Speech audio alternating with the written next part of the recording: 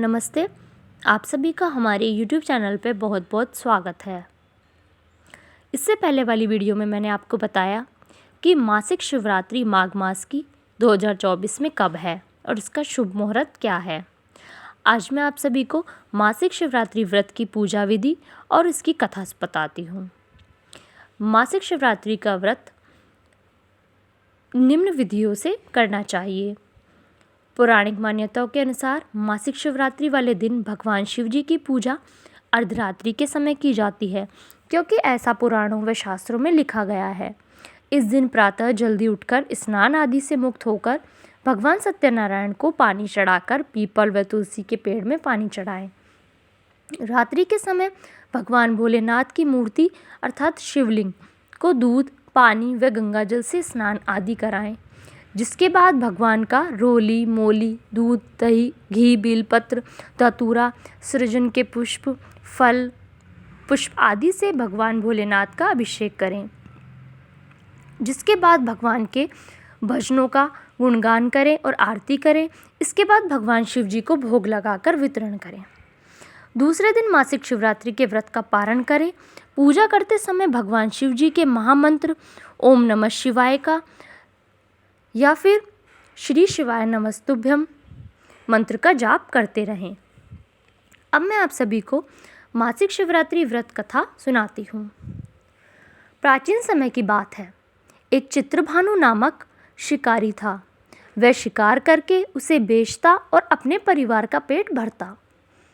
वह उसी नगर के एक साहूकार का कर्जदार था और आर्थिक तंगी के कारण समय पर उसका ऋण नहीं चुका पा रहा था, जिससे साहूकार को गुस्सा आ गया और शिकारी चित्रभानु को शिव मठ में बंदी बना लिया। संयोगवश उसी दिन मासिक शिवरात्रि थी, जिस कारण शिव मंदिर में भजन व कीर्तन हो रहे थे और वह बंदी शिकारी चित्रभानु पूरी रात भगवान शिव जी के भजनों व कथा का आनंद लिया। सुबह होते ही साहूकार ने उसे अपने पास बुलाया और ऋण चुकाने के लिए कहा। शिकारी चित्रभानु ने कहा कि हे सेठ जी, मैं कल तक आपका ऋण चुका दूंगा।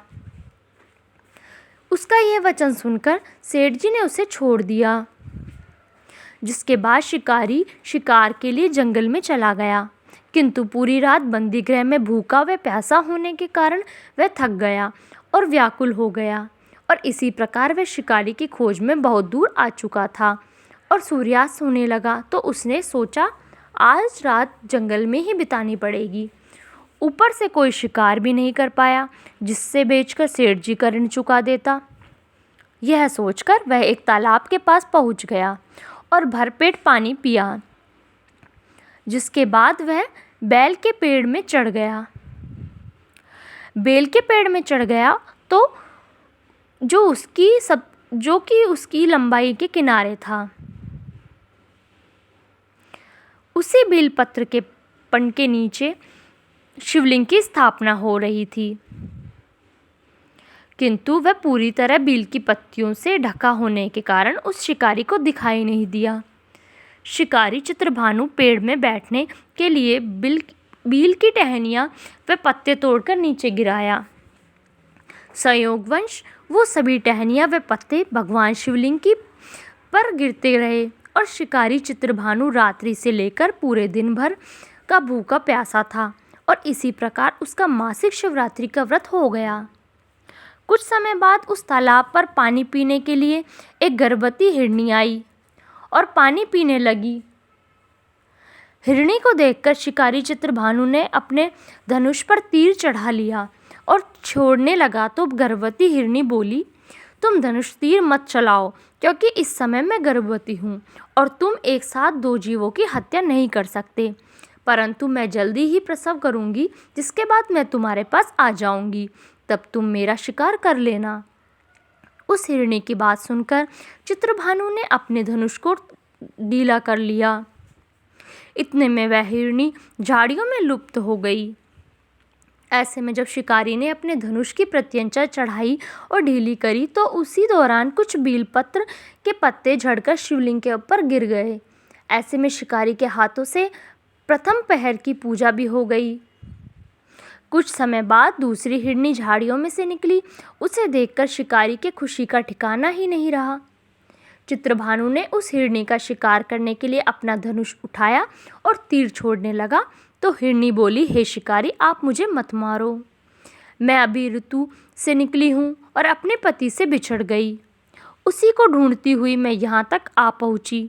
मैं अपने पति से भेंट कर लूँ, उसके बाद तुम मेरा शिकार कर लेना। यह कहकर वह हिरनी वहाँ चली गई। शिकारी चित्रभानु अपना 2 बार शिकारी खोकर बड़ा दुखी हुआ और चिंता में पड़ गया कि प्रातः सेठ जी का ऋण कहाँ से चुकाऊंगा। जब शिकारी ने दूसरी हिरनी का शिकार करने के लिए धनुष पर प्रत्यंचा चढ़ाई तो कुछ बेलपत्र के पत्ते झड़कर शिवलिंग के ऊपर गिर गए। ऐसे में पूजा का दूसरा प्रहर भी संपन्न हो गया। ऐसे में रात्रि बीत गई और कुछ समय बाद एक हिरनी अपने बच्चे के साथ तालाब पर पानी पीने के लिए आई। चित्रभानु ने जरा सी देर नहीं की और धनुष पर प्रत्यंचा चढ़ाई और तीर को छोड़ने लगा। इतने में वह हिरनी बोली, हे शिकारी, आप मुझे अभी मत मारो। यदि मैं मर गई तो मेरे बच्चे अनाथ हो जाएंगे। मैं इन बच्चों को इनके पिता के पास छोड़ आऊं, जिसके बाद तुम मेरा शिकार कर लेना। उस हिरनी की बात सुनकर शिकारी चित्रभानु जोर से हंसने लगा और कहा, सामने आए शिकार को कैसे छोड़ सकता हूँ। मैं इतना भी मूर्ख नहीं हूँ, क्योंकि 2 बार मैंने अपना शिकारी खो दिया है, अब तीसरी बार नहीं। हिरनी बोली, जिस प्रकार तुम्हें अपने बच्चों की चिंता सता रही है, उसी प्रकार मुझे अपने बच्चों की चिंता हो रही है। मैं इन्हें इनके पिता के पास छोड़कर वापस आ जाऊंगी, जिसके बाद तुम मेरा शिकारी कर लेना। मेरा विश्वास कीजिए शिकारी राज। हिरनी की बात सुनकर शिकारी को दया आ गई और उसे जाने दिया। ऐसे में शिकारी के हाथों से तीसरे प्रहर की पूजा भी हो गई।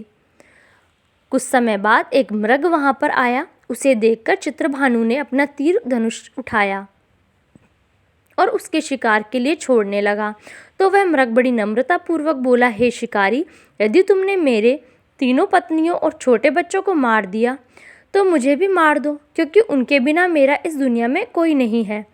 यदि तुमने उनको नहीं मारा है तो जाने दो, क्योंकि मैं उन 3 हिरनियों का पति हूँ और वो मेरी ही तलाश कर रही हैं। यदि मैं उन्हें नहीं मिला तो वो सभी मर जाएंगे। मैं उन सभी से मिलने के बाद तुम्हारे पास आ जाऊंगा, जिसके बाद तुम मेरा शिकार कर सकते हो।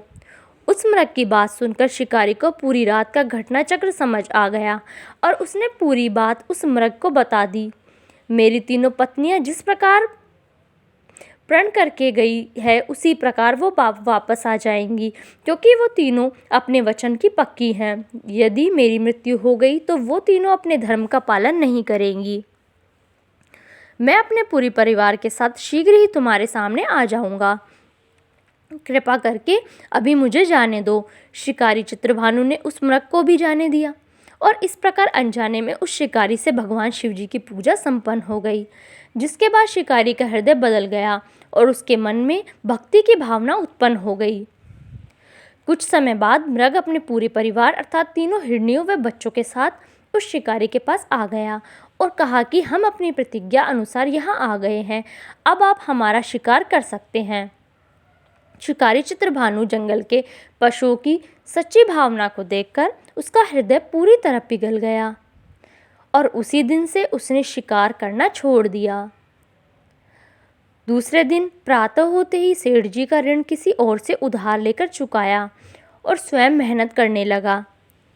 इसी प्रकार उसने अपने जीवन का अनमोल बनाया। जब शिकारी चित्रभानु की मृत्यु हुई तो उसे यमदूत लेने आए, किंतु शिवदूतों ने उन्हें भगा दिया और उसे शिवलोक ले गए। इसी प्रकार उसे मोक्ष की प्राप्ति हुई।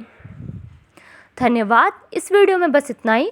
यदि आपको मेरी वीडियोस अच्छी लगे तो प्लीज़ उन्हें लाइक कीजिए, शेयर कीजिए और मेरे चैनल को सब्सक्राइब कीजिए और बेल आइकन भी दबा लीजिए, जिससे आपको मेरी आगे आने वाली वीडियोस की नोटिफिकेशन मिल जाए।